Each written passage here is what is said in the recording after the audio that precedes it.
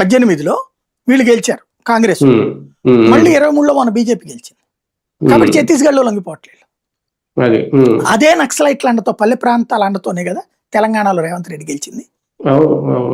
కాబట్టి రేవంత్ రెడ్డి నక్సల్స్ తో పరోక్షంగా ఇచ్చిన ఇదేంటంటే అనేక మంది నక్సల్ నాయకులు 100కి 70 మంది తెలంగాణ వాళ్ళే. కాబట్టి వాళ్ళ గ్రామీణ ప్రాంతాల్లో కులపరంగానో వర్గపరంగానో పట్టుంది. అందుకని వాళ్ళకి డబ్బులు నేను ఇచ్చేస్తాను వచ్చేసి లొంగిపోండి, బీజేపీతో ఎందుకు గొడవ తట్టుకోలేరని చెప్తున్నాడు. వీళ్ళు లొంగిపోతున్నారు. ఇప్పుడు మొత్తం మీద అయితే మార్పు అయితే మొదలైపోయింది. అది పూర్తి స్థాయికి వచ్చేసిందో లేదంటే రేపు 31st కి తెలుస్తుంది. అంటే నిజంగా జీరో అవుతుందా? బహిరంగంగా జీరో అవుతుంది. ఆ తర్వాత అక్కడక్కడ చెదురుమదురు ఉంటది. కానీ మళ్ళీ గవర్నమెంట్ పడిపోతే, బీజేపీ గవర్నమెంట్ పడితే కాంగ్రెస్ గవర్నమెంట్ వచ్చింది, మళ్ళీ వీళ్ళందరూ రెడీ అయిపోతారు.